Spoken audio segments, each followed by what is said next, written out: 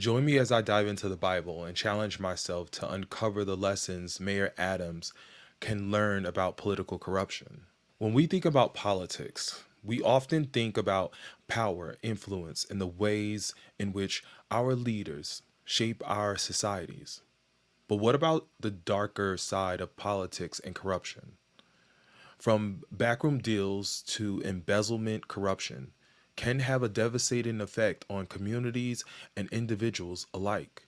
And yet, despite its relevance, corruption is often seen as a modern problem unique to our contemporary world. But what if I told you that corruption has been a persistent theme throughout human history, even dating back to the days of the Bible? Welcome back to the channel. The Bible has a lot to say about political corruption and the lessons it teaches us as relevant today as they were thousands of years ago. From the story of King David's scandal to the warnings of the prophets, the Bible provides a nuance and a thought-provoking exploration of corruption and its consequences. So, what can Mayor Adams or any politician, for that matter, learn from these ancient tales? That's what we're going to explore in this video today. The Bible doesn't shy away from portraying the leaders as flawed human beings, prone to sin and corruption. Take King David, for example, who was guilty of adultery and murder. Or how about Prophet Samuel, who was accused of nepotism and corruption? These stories show us that corruption is not a new phenomenon, but rather a persistent temptation that has plagued leaders throughout history. The Bible also provides us with a vivid example of what happens when leaders prioritize their own interests over the well-being of the people. We see this in the story of Ahab and Jezebel, who used their power to exploit and oppress the vulnerable. We see it in action in Judas Iscariot, who betrayed Jesus for a handful of silver coins. These stories serve as a warning to leaders and to all of us about the dangers of greed, ambition, and the love of power. What about the lesson? So, what are the lessons we can learn from the biblical stories about corruption? One key takeaway is the importance of accountability. When leaders are accountable to their people, they are less likely to engage in corrupt activity. Another lesson is the need for transparency. When decision-making processes are omitted, corruption can thrive. And finally, the Bible teaches us that corruption is not just a personal failing, but a systematic problem that requires collective action to address it. One of the most significant lessons we can learn from the Bible is that corruption is a moral issue, not just a political one. When leaders engage in corruption or corrupt practices, they are not just violating the law, they are violating the trust of the people. This is why the Bible places such a strong emphasis on integrity, justice, and righteousness in leadership. The consequences of corruption are severe, as we see time and time again in the Bible. From the downfall of King Saul to the exile of the Israelites, corruption can be and can have a devastating consequences for the entire nation.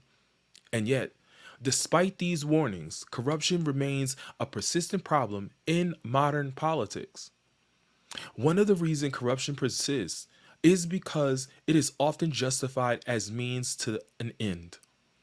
Leaders may tell themselves that they need to bend the rules a little bit in order to achieve their goal. Or on the other hand, their opponent are corrupt, so they need to fight fire with fire.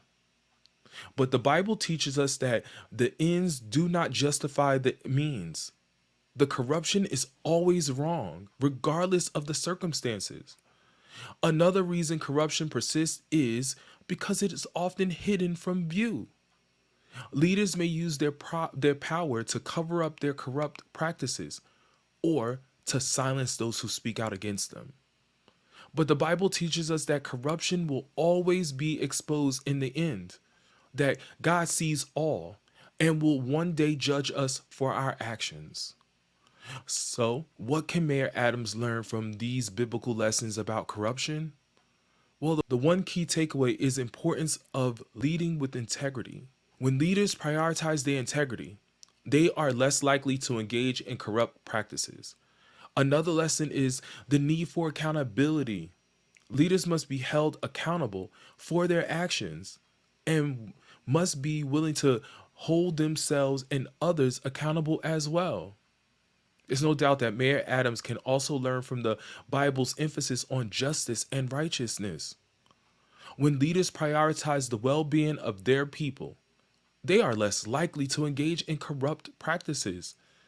And when they do it, they must be willing to take responsibility for their actions and make amends. Of course, some of you may be thinking, but isn't the Bible just outdated book of myth and legends? What relevance does this have on modern politics? To that, I would say that the Bible teaches on corruption are timeless. They speak to fundamental human nature and the ways in which power can corrupt even the best of intentions. The Bible has a lot to teach us about political corruption, and the lessons it teaches are just as relevant today as they were thousands of years ago. Mayor Adams and all of us would do well to learn from these ancient tales and to prioritize our integrity, justice, and righteousness in our own lives.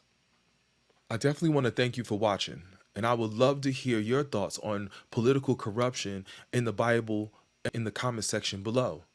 Be sure to check out our next video that just popped up on the screen right now. God bless you, God bless your family, and I'll see you in the next. Thanks.